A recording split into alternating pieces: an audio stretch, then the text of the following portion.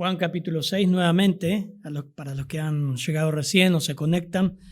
Al anochecer descendieron sus discípulos al mar, 6:16, y entrando en una barca iban cruzando el mar hacia Capernaum.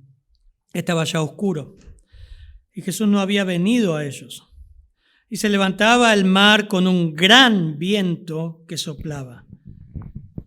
Cuando habían remado como 25 o 30 estadios, esto como 5 kilómetros, vieron a Jesús que andaba sobre el mar y se acercaba a la barca y tuvieron miedo. Mas él les dijo: yo soy, no temáis. Ellos entonces con gusto le recibieron en la barca, la cual llegó enseguida a la tierra donde iban. Cortito el pasaje, pero hermoso. Padre, gracias por este tiempo, privilegio enorme de leer el texto, interpretar el texto, aplicar el texto, Señor.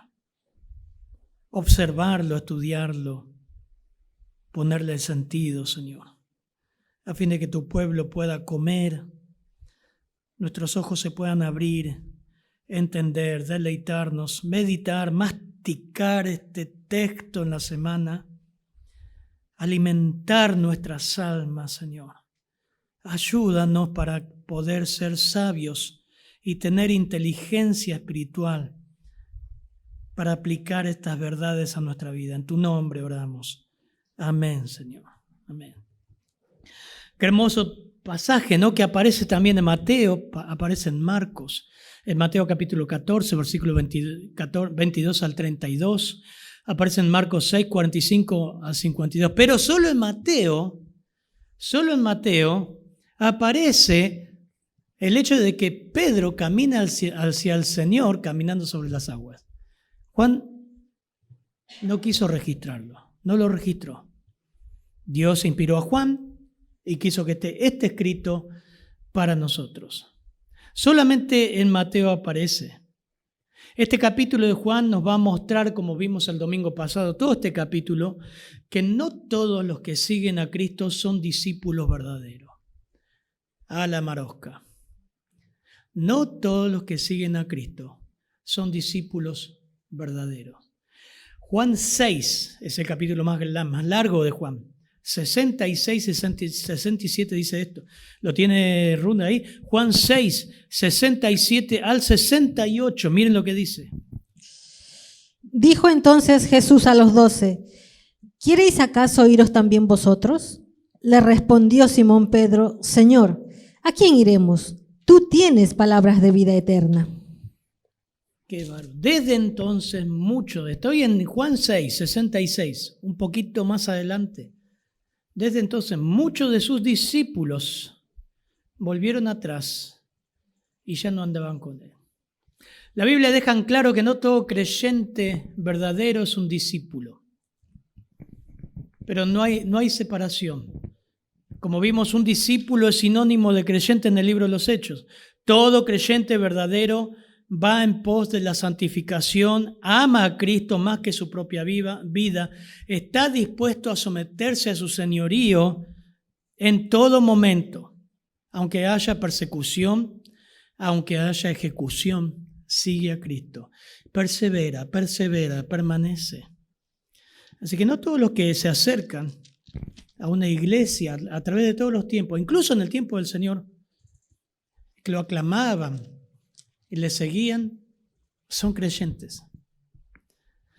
Los falsos discípulos cuando viene la aflicción y las cosas se ponen difíciles, hermanos, se van. Dejan a Cristo. Mateo 10:34 dice: no penséis que he venido a traer paz en la tierra. No he venido a traer paz en la tierra, sino espada. 10:35 de Mateo dice: porque he venido para poner en disensión al hombre contra su padre, a la hija contra su madre, a la nuera contra su suegra. Y los enemigos del hombre serán los de su propia casa. El que ama a padre o madre más que a mí no es digno de mí.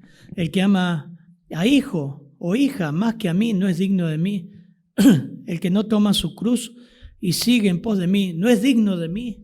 El que haya su vida la perderá y el que pierde su vida por causa de mí la hallará. Lealtad completa. No es que no ama su hogar, simplemente que ama más a Cristo que su hogar. Ama más a Cristo que a su esposa. Ama más a Cristo que a su hijo. Lealtad a Cristo. No toda la gente que pasa por la iglesia es creyente, hermanos. Lo vamos viendo con el tiempo. No todos perseveran. Lamentablemente nos gustaría que toda la gente, una vez un pastor, un misionero, don Jaime Evan, decía, si tendríamos toda la gente que pasó por nuestra iglesia, tendríamos un montón de iglesias. Eso ha pasado siempre.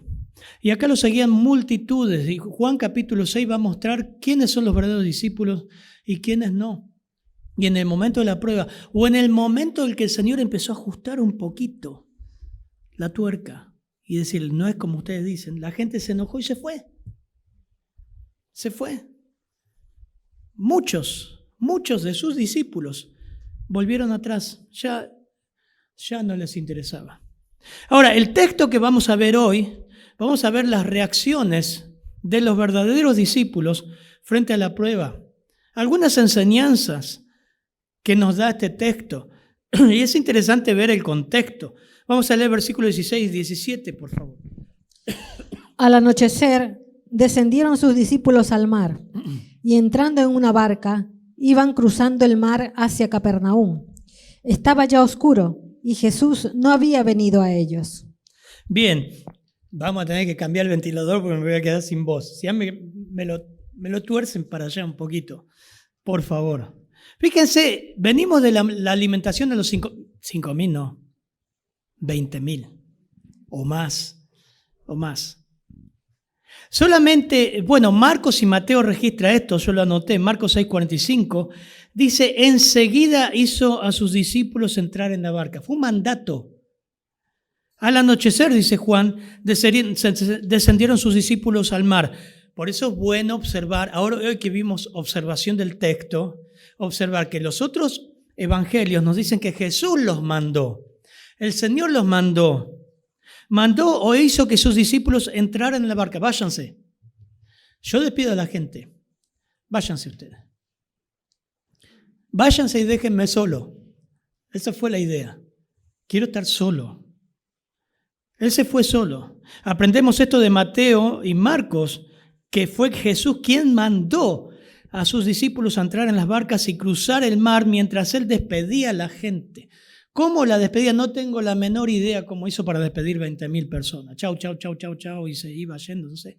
Pero la idea que Él subió a un monte a orar solo nos muestra Mateo. Mateo 14:22, miren esto. Por eso es lindo leer estos textos a la luz también de los sinópticos.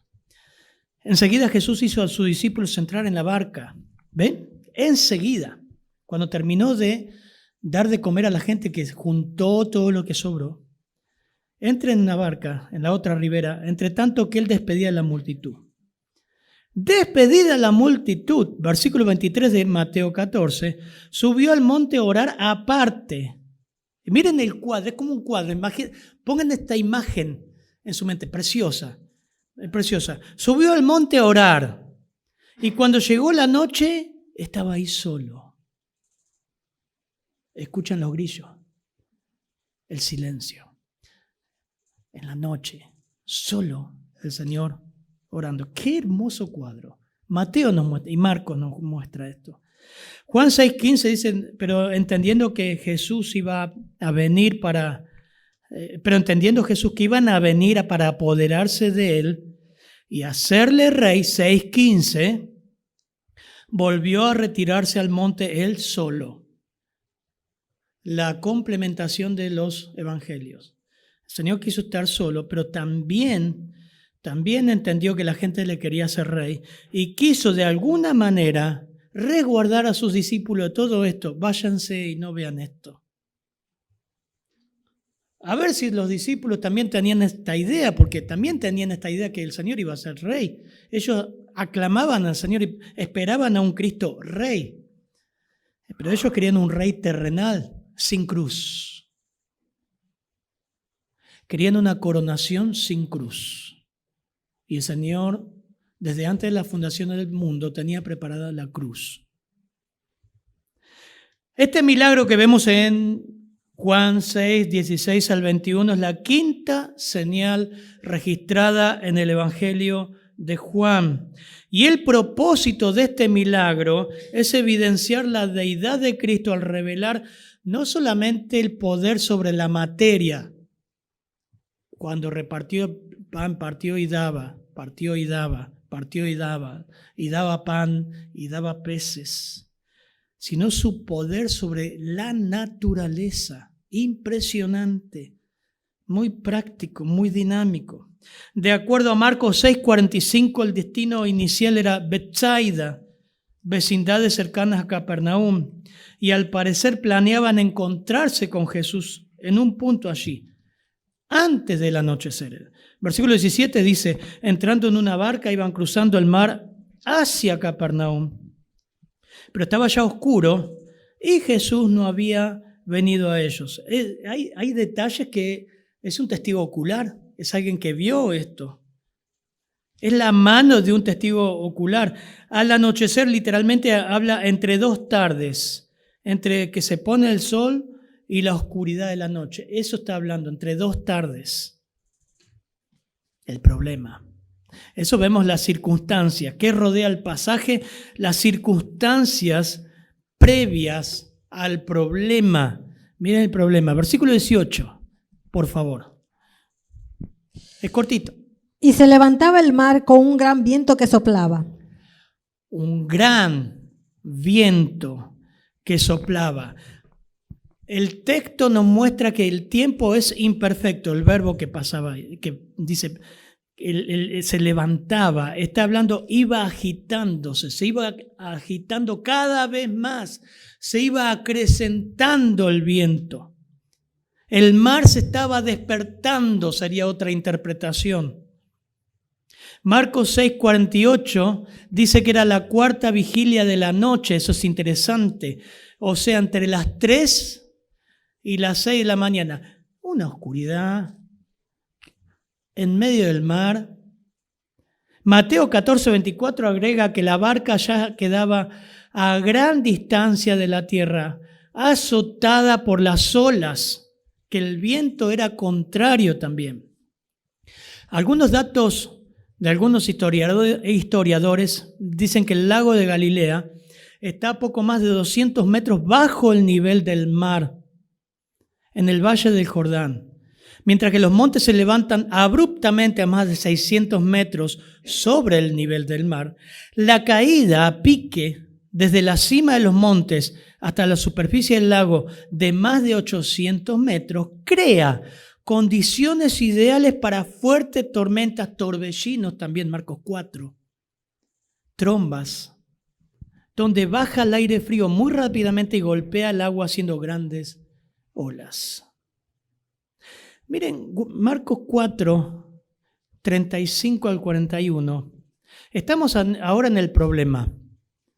Se levantaba el mar, se iba despertando el mar con un viento huracanado y las olas golpeaban el pequeño botecito, sin GPS, sin ninguna tecnología, pero con hombres, diríamos acá los argentinos, vaqueanos, ¿no? Vaqueanos que sabían, porque eran pescadores, sabían cómo se comportaba el mar. Y si ellos dicen que la cosa estaba brava, la cosa estaba brava. Marcos 4, 35 al 41. Aquel día, cuando llegó la noche, les dijo, pasemos al otro lado. Y despidiendo a la multitud, le tomaron como estaba en la barca, y había también con él otras barcas. Pero se levantó una gran tempestad de viento, y echaba las olas en la barca, de tal manera que ya se anegaba.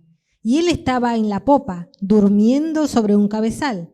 Y le despertaron, y le dijeron, Maestro, ¿no tienes cuidado que perecemos? Y levantándose reprendió el viento y dijo al mar, Calla, enmudece. Y cesó el viento y se hizo grande bonanza. Y les dijo, ¿por qué estáis así amedrentados? ¿Cómo? ¿No tenéis fe? Entonces temieron con gran temor y se decían el uno al otro, ¿quién es este que aun el viento y el mar le obedecen? Bueno, Marcos 4, versículo 35 al 41, es evidente que esta experiencia ya la habían vivido. Y que muestra a los discípulos y al Señor durmiendo en la popa, en un cabezal. Y la barca estaba en medio de una gran tempestad que echaba las olas en la barca. Esa gran tempestad habla de un torbellino, habla de algo muy grande. Y el Señor durmiendo. El dueño del mundo, el creador durmiendo. Evidentemente esto nos muestra también la humanidad de Cristo, cansancio. Lo vamos a ver en atributos de Dios, lo vamos a ver en cristología. Pero también su deidad. Él se levantó, simplemente hizo algo. Bueno, no quiero predicar ese texto que es precioso de Marcos, pero nos muestra que él simplemente habló y le dijo al mar, calla, enmudece, y cesó el viento y se hizo grande bonanza. No es que los vientos en el mar generalmente van calmando lentamente. Esto habla de una plancha que en el momento el mar se aquietó y la bonanza o la tranquilidad que hubo fue grande. ¿Vieron el mar espejo cuando vos decís en el mar? No hay ni una ola, es un espejo como un lago.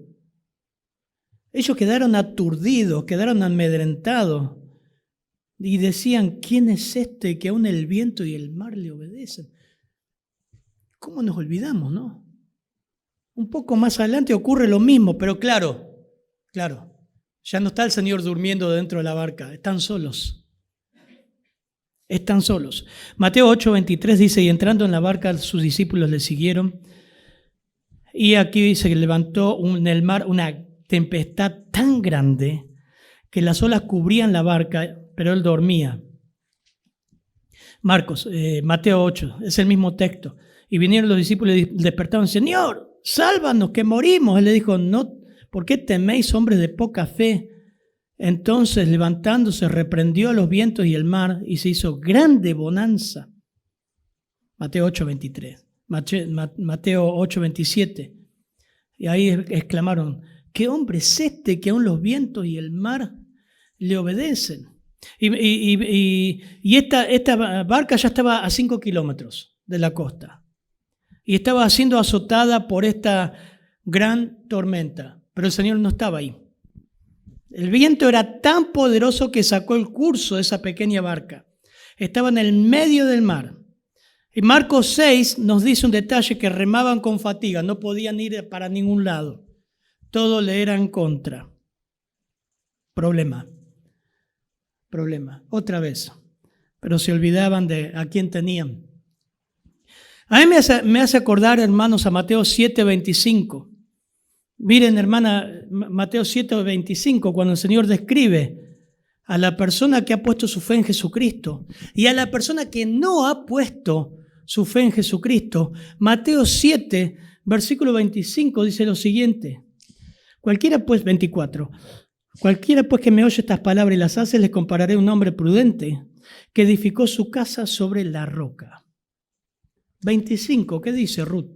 Descendió lluvia y vinieron ríos y soplaron vientos y golpearon contra aquella casa y no cayó porque estaba fundada sobre la roca. La verdad que dicen las Escrituras es que nuestras vidas van a ser sacudidas de la misma manera que la vida de los incrédulos y vamos a ser probados.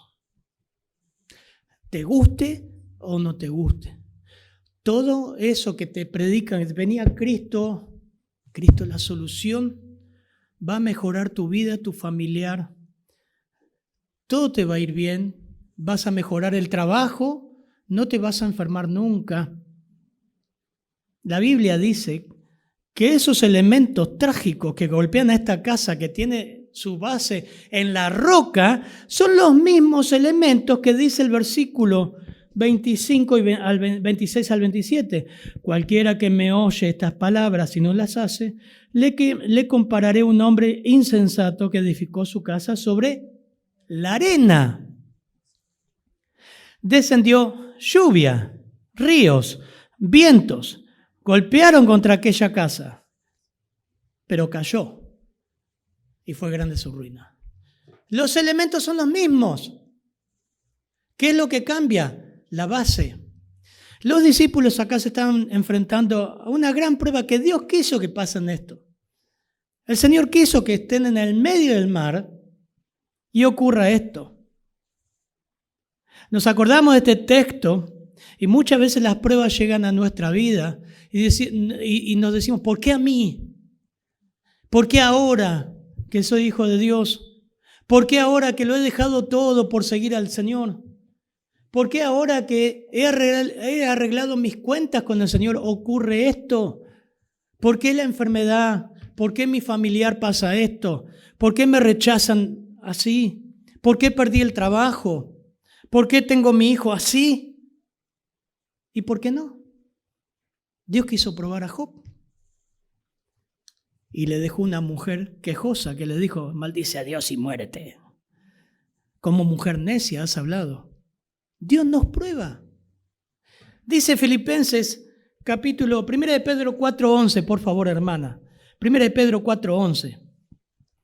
Salmo 23:4 nos dice, el salmo precioso, aunque ande en valle de sombra de muerte, aunque ande en valle de sombra de muerte, o sea que vamos a atravesar en algún momento el valle de sombra de muerte. Después se investigan el precioso, eran lugares muy peligrosos de transitar, donde asaltaban los ladrones, había muerte.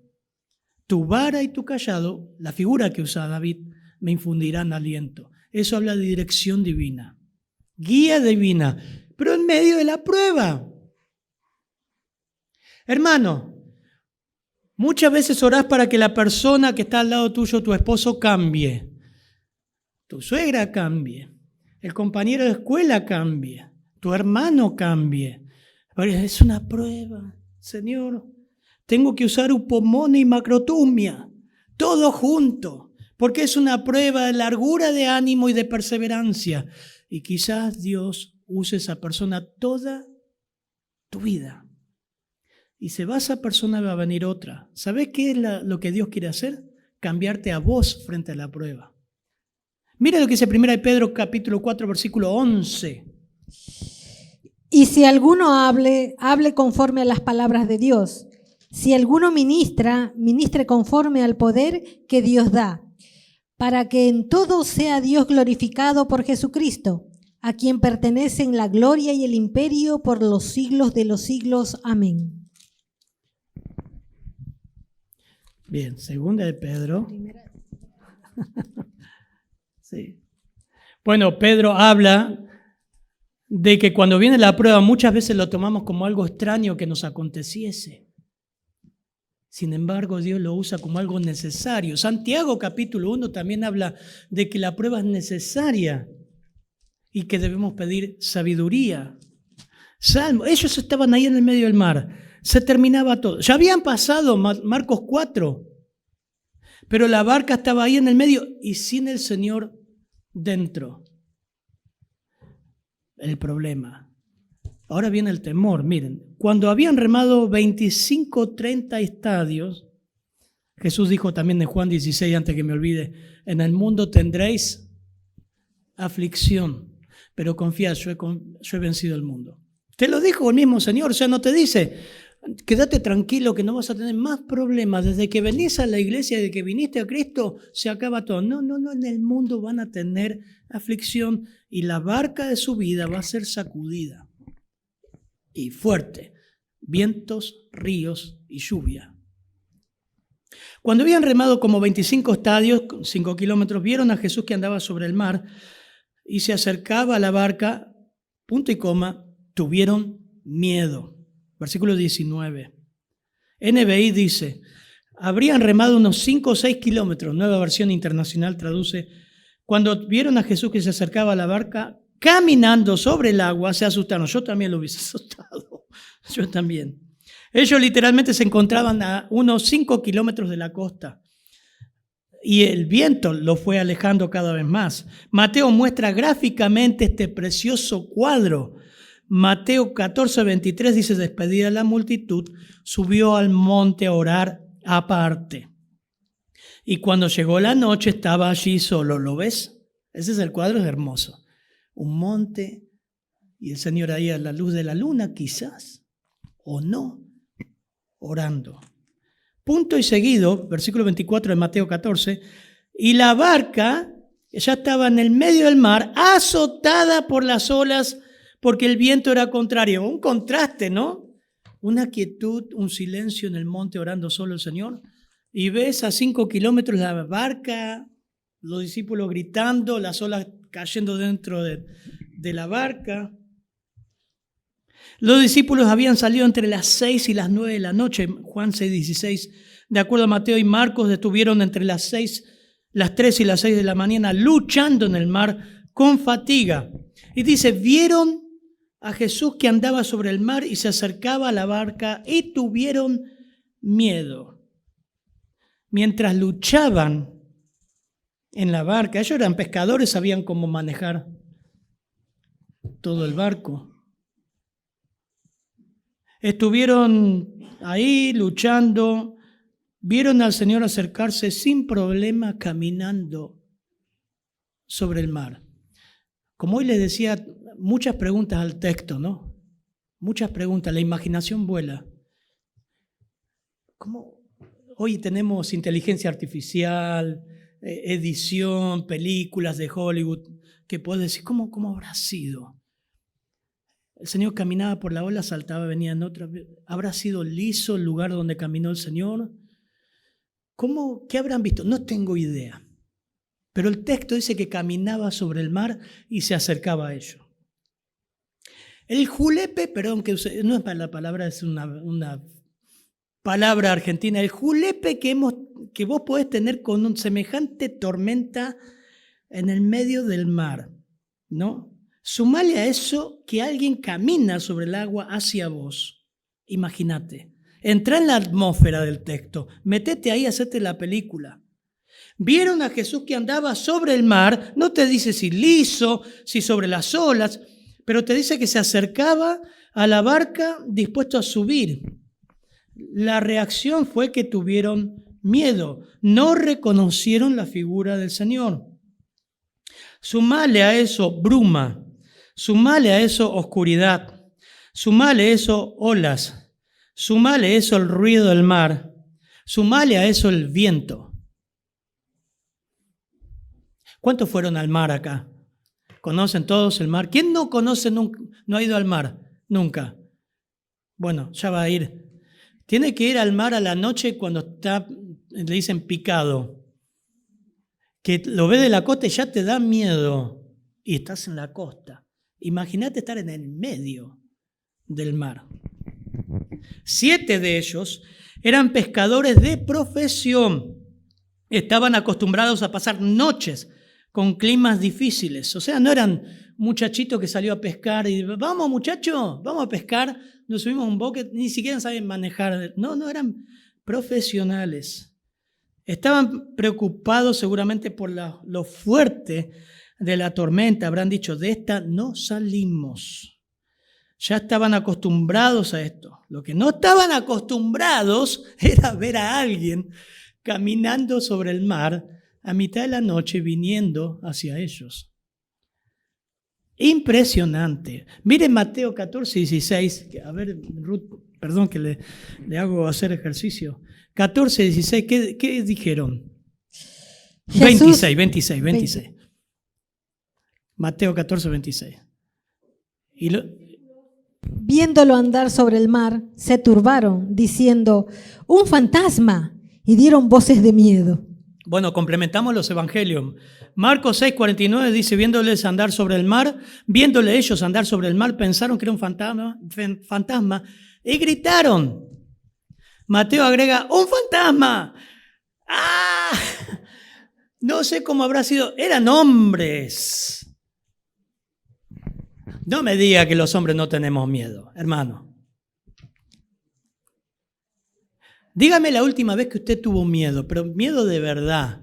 Pero no miedo de que le va a llegar la boleta a la luz. No. Miedo de un susto. Miedo de que, ¿vieron que le pasa algo acá? ¿Se asustaron alguna vez así? ¿Sí? Como hombres, ¿se asustaron alguna vez? Puede ir al cementerio a la noche y probar y que le grite. Imagínense eso, noche de tormenta y vaya al cementerio, que alguien le grite ahí o vea a alguien salir corriendo y todo se eriza, ¿no? Aunque nosotros sabemos de escatología, que los muertos están con el Señor o no están acá, pero hay demonios. Traducciones de algunas palabras que mezclan, que se ven, perdón, no se mezclan, que se complementan los evangelios. Miedo, dice, la palabra miedo, se turbaron, la traducción del verbo griego que utiliza Juan significa fuertemente sacudido. Es un miedo que te sacudió. Representa un estado de ánimo agitado. Otra palabra que utiliza Marcos 6:49 es gritaron. Es la palabra que dar voz, exclamar, especialmente en un momento de gran temor por socorro. Sinceramente nunca me asusté tanto al punto de gritar. Mis hijas se gritan así cuando ven una cucaracha. Cruzás una cucaracha, los gritos se escuchan en todo San Miguel. Fantasma, la literación es la transliteración del término fantasma, que significa aparición. Los judíos generalmente creían en apariciones. Bueno, acá también, más en el campo. Y es natural que hubiesen saltado a la conclusión de que era un espíritu, una aparición.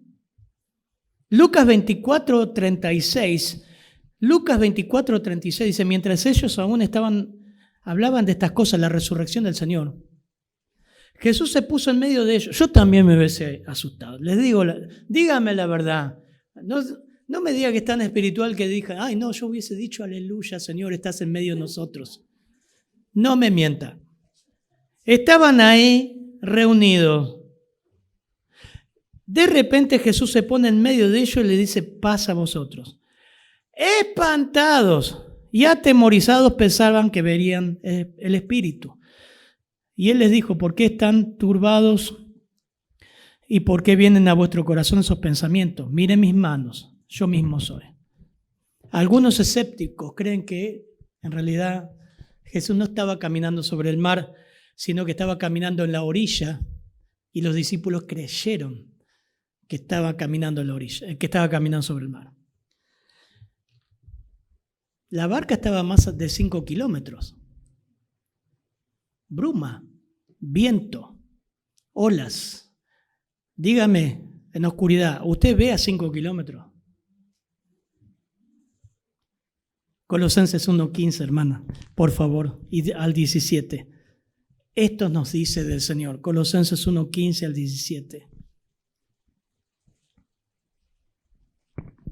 Él es la imagen del Dios invisible, el primogénito de toda creación. En Él, porque en Él fueron creadas todas las cosas, las que hay en los cielos, las que hay en la tierra, visibles e invisibles, sean tronos, sean dominios, sean principados, sean potestades. Todo fue creado por medio de Él y para Él. Y Él es antes de todas las cosas. Y todas las cosas en Él subsisten. ¡Qué preciosura! Colosenses. ¿Cómo no va a poder caminar sobre el mar? ¿Cómo podés creer que Jesús estaba en la orilla y en realidad fue un truco? ¿Cómo no vas a creer que el Señor puede ejercer dominio sobre la materia física y también sobre todo elemento de la naturaleza? Controlarlo. Pero en esta prueba, hermanos, que estamos viendo, en este temor, en este pavor, el Señor tuvo el control. Y sabemos que a los que a Dios aman, todas las cosas le ayudan para bien. Esto es, a los que conforme a su propósito son llamados. ¿Por qué el Señor permitió que la barca fuera al medio del mar 2 veces? Estuvieran arrasados por la naturaleza, que ellos vean que dos veces el Señor ejerció dominio y le dijo, calla, enmudece. 2 veces el Señor vino, ahora en esta segunda vez, camina sobre la tormenta y sube a la barca. Y ocurre lo de Pedro, que ahora lo vamos a ver. Porque los quería probar y quería enseñarle grandes lecciones. ¿Quién nos separará del amor de Cristo? ¿Un huracán? ¿Una tormenta en el mar? ¿Tribulación? ¿Angustia? ¿Persecución? ¿Hambre? ¿Desnudez? ¿Peligro? ¿Espada? Como está escrito, por causa de ti somos muertos todo el tiempo. Somos contados como ovejas de matadero. ¿Ven? Aunque el valle de sombra de muerte. Antes, en todas estas cosas somos más que vencedores por medio de aquel que nos amó, por el cual estoy seguro que ni la muerte, ni la vida, ni ángeles, ni principados, ni potestades, ni lo presente, ni lo porvenir, ni lo alto, ni lo profundo, ni el mar, ni la barca, ni la tormenta, un huracán, un torbellino, ni ninguna otra cosa creada nos podrá separar del amor de Dios que es en Cristo Jesús, Señor nuestro. Él te ama igual. Aunque estés en medio de la tormenta, el amor de Dios no cambió. No cambió. Nos ama igual. Ahora sí, Filipenses 4, 6 al 7. Cuando estemos distraídos en distintas direcciones por las presiones, las pruebas, el sufrimiento, el mar que te golpea y dices, ¿dónde está Dios? ¿Qué voy a hacer?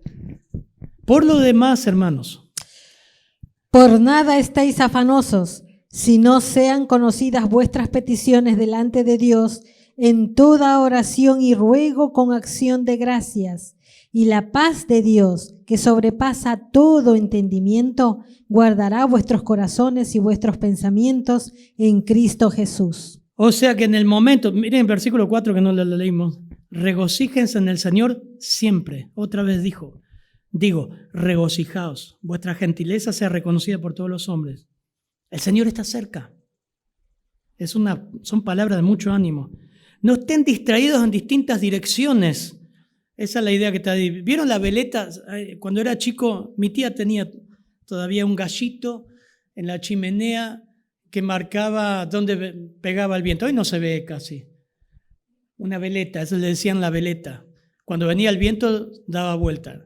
Bueno, esa es la idea que no tenemos que tener. Pablo utiliza esta figura. Por nada estén dando vuelta. Cuando te consuman los problemas, te veas ahogado por esa tormenta, anda al cuarto, anda a tu auto, anda a un lugar, orá. Orá. ¿Y qué más tengo que hacer? Orá. Pero algo más, orá. Anda a Dios. Como dice Salmo 62, derramá tu corazón delante de Dios, llorá ante Él, orá, búscalo, porque Él te ama. Y sean conocidas vuestras peticiones delante de Dios en toda oración y ruego y con acción de gracias. Y la paz de Dios, que sobrepasa todo entendimiento, después va a decir, ¿cómo puedo estar tranquilo en esto? Es la paz de Dios, que no se entiende, que la dio el Señor. Mira las palabras de ánimo, versículo 20, cortito es. ¿Qué dice Ruth? 6:20 de Juan 6. Mas él les dijo, yo soy, no temáis. Así está. Se acercó. Ellos no pudieron reconocer al Señor por el oleaje. Es interesante, su primera reacción fue miedo. Yo soy, no temáis. Yo tengo acá la cantidad de veces que aparece esta frase, no temáis, no temáis, no temáis, no temáis. Continuamente, saqué mi concordancia, así que no los temáis porque nada hay encubierto que no haya sido manifestado, ni oculto que no haya de saberse. Así que no temáis, más valéis vosotros que muchos pajarillos. Entonces Jesús se acercó a los discípulos y los tocó, dijo, levantaos y no temáis. El ángel respondiendo a las mujeres, le dijo, no temáis vosotras, porque yo sé que buscáis a Jesús, que fue crucificado. No temáis, no temáis, no temáis. Apocalipsis, cuando Juan ve al Señor glorioso, pone su mano el Señor en Juan. Dice, no temáis, no temáis, no temáis. Está lleno la Biblia de no temáis. Aquí nuevamente, tened ánimo, tened ánimo. Seguramente habrán escuchado el timbre. Yo no sé si lo habrán reconocido enseguida. No sabemos, hay muchas cosas que por la eternidad, cuando estemos en el cielo, le vamos, Señor, contanos ahora cómo fue lo de la barca. Y ahí va a estar Pedro, ahí nos van a decir, nos vamos a ver con ellos. Pero lo primero que Jesús calmó, fíjense ustedes, no fue la tormenta, fue la tormenta del corazón. Lo primero que calmó el Señor fue la tempestad del corazón. No temas, no temas, confía, no temas. En este texto vemos 4 milagros. 4 milagros. Jesús camina sobre las olas. Pedro camina sobre la tempestad, autorizado y guiado por el Señor. Eso lo vemos solo en Mateo 14, versículo 28. Calma el viento y la tempestad cuando sube a la barca. No lo dice, pero sí nos dice que en forma sobrenatural la barca llegó rápidamente, Juan 6, 21, a destino. O sea que, indudablemente, el mar hizo y la barca llegó rapidísimo. Impresionante. Mateo 14, 28, entonces respondió Pedro. Ahí está, miren, solamente Mateo. Señor, si eres tú, manda que yo vaya a ti sobre las aguas. Nosotros digamos, wow, qué soberbio, ¿no? No, esperen. Y él le dijo, 14, 29, ven. Y descendiendo Pedro de la barca, andaba sobre las aguas para ir a Jesús. Versículo 30 de Mateo 14. Pero Pedro, al ver el fuerte viento, tuvo miedo y comenzando a hundirse, dio voces diciendo, Señor, sálvame. 31. Al momento Jesús, como hizo con Juan, extendiendo la mano, asió de él y le dijo, hombre de poca fe, ¿por qué dudaste? Cuando me fui a ese texto empecé a investigar y digo, ¿no podrá Jesús haberle dicho, no te hundas, flota, camina? Tenía el poder. ¿Por qué le dio la mano? Preguntas de observación. ¿Por qué le dio la mano si él podría haberle dicho, ven? Lo podría haber hecho volar a Pedro. Quiso dar la mano, hermanos. Es precioso. Quiso tender la mano como lo hizo con Juan. Es algo de empatía, de cariño, de ternura. Lo agarró la mano. Como esa persona cuando te estás por caer o viene y te da un abrazo. Es precioso. La traducción dice, puesto que eres tú. No dijo, Señor, si eres tú, como dudando. Por eso es interesante Mateo 14. Puesto que eres tú, Señor, ¿eres tú? Te reconocí. No refleja duda. Pedro se mantuvo a flote mientras miraba a Jesús. Hay muchas lecciones en este texto. Pero cuando miró el mar, se hundió. A mí lo que me gustó del texto de Mateo 14, 28 al 31 fue el grito de Pedro. Si no hubiese pasado eso, el grito de Pedro no estaría. ¿Qué gritó Pedro? Cuando se hundió. Señor, sálvame. Un escritor dijo, no hay un solo caso en la Biblia de una persona que haya pedido sinceramente socorro a Jesús y él le hubiese negado. Señor, sálvame.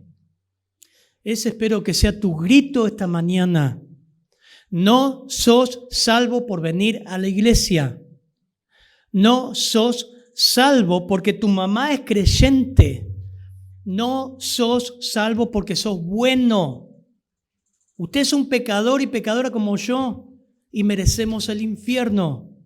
No somos salvos por nuestros méritos. Necesitas, al igual que Lucas 18:13, Señor, ten piedad de mí. Sé propicio a mi pecador. Señor, sálvame. ¿Hiciste eso alguna vez? De verdad te digo. ¿O crees que sos salvo porque te bautizaste, porque venía a la iglesia? No, por eso sos buena persona. Sálvame. Precioso, precioso. Jesús no reprendió una supuesta presunción de Pedro, sí su poca fe. Como que le quiso decir, qué lástima, Pedro. Justo cuando comenzaste a caminar sobre el agua, comenzaste a dudar y olvidaste poner tus ojos en mí y miraste al costado. ¿Cuánto pasa, hermanos, no? Estás siguiendo al Señor, pero mirás al hermano que hizo esto, mirás al otro que hizo esto, y te dices, yo no voy más a la iglesia por esto. Mirá a Cristo, hermano. No mires las olas, mirá a Cristo. Aunque ande en valle de sombra de muerte, no temeré mal alguno, porque tú estarás conmigo. Tu vara y tu cayado me infundirán aliento. Circunstancias previas, el problema, la tormenta que iba creciendo, el temor de los discípulos, las palabras de ánimo y por último, el producto final de esta señal, la verdadera adoración. Versículo 21, por favor. Entonces con gusto le recibieron en la barca, la cual llegó enseguida a la tierra a donde iban. Enseguida, otro milagro. ¡Wow! Estaban a 5 kilómetros, era medianoche y estaban en medio del mar. Sube el Señor y ¡brum! Llegaron a la orilla. Mateo 14:32 dice, cuando ellos subieron a la barca, se calmó el viento. Ahí está. Mateo lo dice. Cuando el Señor pisó la barca, recién se calmó el viento. Así que ha caminado sobre las olas. No me lo imagino. Mateo 14:32, 33. Entonces los que estaban en la barca vinieron y le adoraron, diciendo, verdaderamente eres hijo de Dios. Marcos 6:51 nos dice, y subió a ellos en la barca y se calmó el viento. Y ellos se asombraron en gran manera y se maravillaban. Y miren Marcos, un detalle, Marcos 6:52. Marcos 6:52, si quiere tomar nota. Porque aún no habían entendido lo de los peces, todavía no habían entendido lo de la multiplicación de los alimentos, Todavía no habían entendido, dice Marcos 6:52. Y nos da la razón por la cual no habían entendido, porque estaban endurecidos en sus corazones. Mateo nos dice que hubo una sublime adoración, verdaderamente eres el Hijo de Dios. Juan nos muestra el completo asombro. Marcos nos dice que se maravillaron. Pero Marcos nos dice la razón por la cual no entendieron. Estaban endurecidos. Eso me llama poderosamente la atención. ¿Cómo no entendieron cuando estaban con él en la barca, con el tromba, tornado o lo que sea, el viento que se anegaba, y el Señor durmiendo, y el Señor dice, calla, enmudece? ¿Cómo no, hoy diríamos, no le caía la ficha? Estaban endurecidos. Su dureza de corazón no debe confundirse con los fariseos. Pero estaban endurecidos porque no meditaban, no reflexionaban en las obras de Dios. Tenían un letargo espiritual. Estaban centrados en sí mismos. Lo único que entendían ellos era del reino, y la mamá de Jacobo y Juan dice, Señor, déjame que mi nene se sienta a tu derecha y a tu izquierda. Mira a mis nenes, ponelo cerquita tuyo. Se peleaban quién era el mayor, agarró un lebrillo, el Señor lavaba los pies a los discípulos. No entendían nada. Por eso no podían comprender. Es otra gran lección que Cristo daría a los suyos en su amor y su compasión. Yo creo que esta experiencia no la olvidarían de por vida. De por vida. Hermano, ¿qué está afectando tu verdadera adoración? ¿Qué estás pasando por alto? Hay un letargo espiritual donde estás acá pero estás dormido y llega el domingo que viene, te olvidaste lo que hablamos, te olvidas de lo que Dios fue fiel, guiándote, cuidándote, proveyéndote, salvándote. Ya te olvidaste de 6 bautismos. ¿Saben qué olvidadizos que somos? Enseguida nos empezamos a quejar, como Israel, ¿vio? Yo me acuerdo de la cebolla, los pepinos, todo lo que... Pero se olvidaron de que estaban con látigo en Egipto de esclavos cuando el Señor los sacó. Toda una generación quedó en el desierto por ingratos. ¿Reconoces al Señor aún en la furia de la prueba? ¿O estás pensando y dices, Dios me abandonó? Dios no está conmigo. ¿En qué está centrada tu vida, tu mirada? ¿Has levantado la mirada de ti mismo y la has puesto en Cristo? Vamos a orar. Padre, gracias, Señor, por este hermoso texto, tan cortito, pero tan cargado de enseñanza, Señor. Cómo tú controlas todo, nada hay que escape de tu control. El COVID no fue una pérdida de tu control. Nada, nuestras situaciones difíciles, tormentas, pruebas. Señor, lo que nos lleva a echar mano de ti, el autor de la vida, el autor y consumador de la salvación. Como dice Hebreos, puesto los ojos en Jesús. Ayúdanos a no mirar alrededor nuestro y concentrarnos en ti, servirte a ti, agradecerte a ti, caminar hacia ti. Qué grandes lecciones, Señor. Cuando venga la prueba, los momentos difíciles, ayúdanos a orar, a buscarte, a perseverar. Sabemos que vamos a tener sufrimientos de distinta índole, pero tú estás ahí y tu vara y tu cayado nos dan aliento. Que no te dejemos, Señor, separado de ti. Nada podemos hacer, Señor. El calor de tu congregación, de tu pueblo que lo salvaste con tu sangre, imperfectos, camino a la gloria, pero es nuestra familia, Señor. Ayúdanos, Señor, a no quejarnos y a verte a ti en medio de la prueba. En tu nombre, amén, Señor.